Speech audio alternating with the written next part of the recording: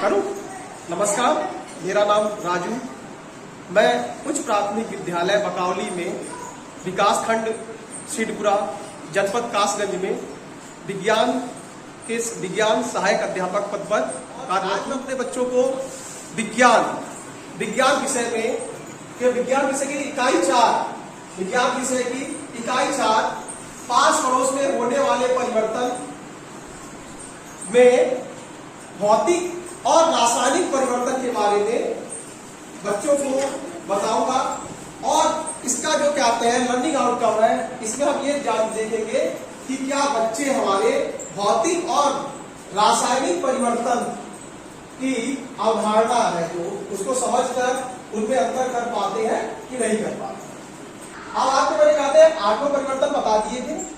अब आज हम जो है भौतिक परिवर्तन और रासायनिक परिवर्तन पर चर्चा करेंगे। आज हम इसमें चर्चा करेंगे भौतिक परिवर्तन और रासायनिक परिवर्तन। आज के वह ऐसा परिवर्तन जिसमें पदार्थ का रूप बदल जाता है लेकिन कोई नया पदार्थ नहीं बनता है, उसे क्या कहते हैं हम? भौतिक परिवर्तन। तो कौन सा परिवर्तन है? भौतिक परिवर्तन। इसका उदाहरण जैसे बर्फ का पिघलना क्या है? एक भौतिक परिवर्तन। अगर आप लोग आइसक्रीम लेके आते हो, जैसे अभी गर्मी पड़ रही है, आप लोग आइसक्रीम लेने जाते हो, बर्फ लेने जाते हो, तो देखो क्या होता है, वो आप लेके आते हैं तो वो क्या पिघलने लगती है, पिघल जाती है। अगर हम उसी बर्फ को दोबारा से अगर फ्रीजर में डाल दें तो क्या होगा? दोबारा से जम जाएगी और जैसी ठोस अवस्था में आ जाएगी।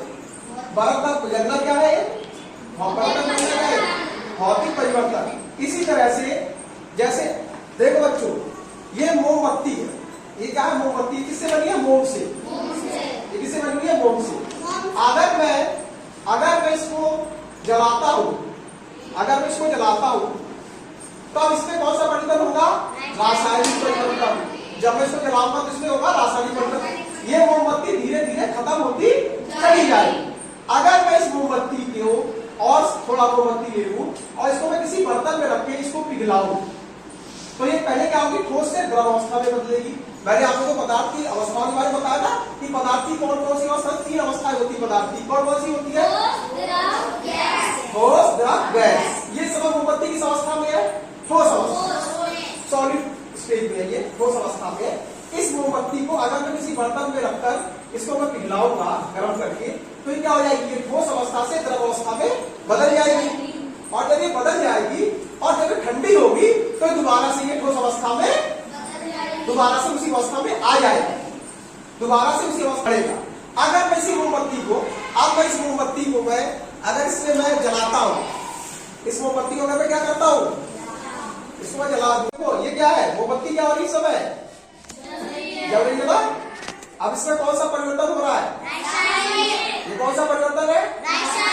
अगर मैं कोई कागज जलाता हूं, कागज जला, ये रासायनिक परिवर्तन। इसमें क्या है? अब ये मोमबत्ती धीरे धीरे खत्म हो जाएगी, ये दोबारा वापस नहीं मिलेगी हमको। अगर मैं इसी मोम को जब मैं पिघला रहा था तो क्या हो रहा था?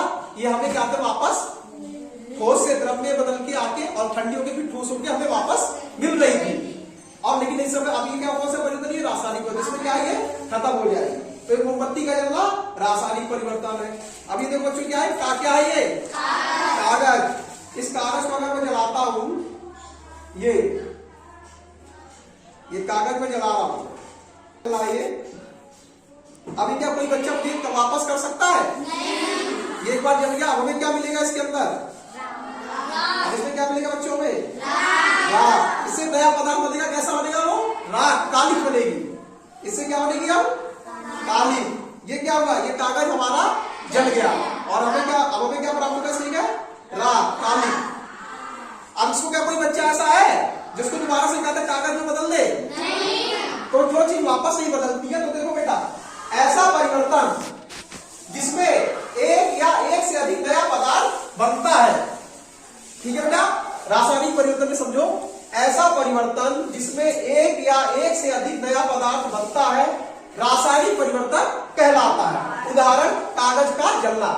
जैसे मैंने आपको अभी ये कागज का जलना आपको दिखाया, तो इसमें क्या हुआ? इसमें एक नया पदार्थ बना। इसमें क्या बना? एक नया पदार्थ। कागज से क्या बन गया? ये राख। ये कौन सा, अभी क्या हम इससे कागज दोबारा प्राप्त कर सकते हैं?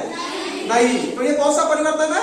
रासायनिक परिवर्तन। ये कौन सा परिवर्तन है? रासायनिक। हाँ, और अगर मैं क्या इस मोम को, अगर मैं इस मोम को मैं इसको मैं किसी चीज में गर्म करके पिघला दूं, तो ये कौन सा परिवर्तन होगा? तो हमें वो मिल जाएगी वापस उतनी।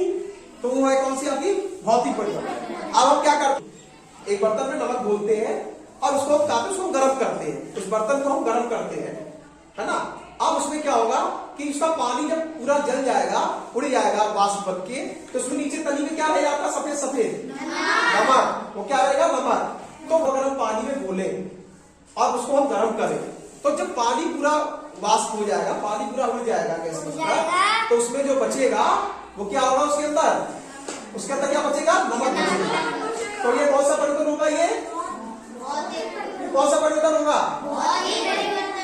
ये पकने में कौन सा परिवर्तन होता है? रासायनिक परिवर्तन। बर्फ के पिघलने में कौन सा परिवर्तन होता है? भौतिक परिवर्तन। अब जो खाना खाते हैं हम लोग, जो भोजन करते हैं भोज, उसमें कौन सा परिवर्तन होता है? रासायनिक परिवर्तन। उसमें भी हम लोग जो भोजन करते हैं उसमें कौन सा परिवर्तन होता है? रासायनिक परिवर्तन। फलों के बच्चों, क्या आप लोग चाहते हैं भौतिक परिवर्तन और रासायनिक परिवर्तन को अच्छे से समझ चुके हैं? आप लोग इन दोनों में अंतर कर लेंगे कि कौन सा भौतिक परिवर्तन है, कौन सा रासायनिक परिवर्तन है? अच्छा, तो मुझे बताओ, भोजन का पचना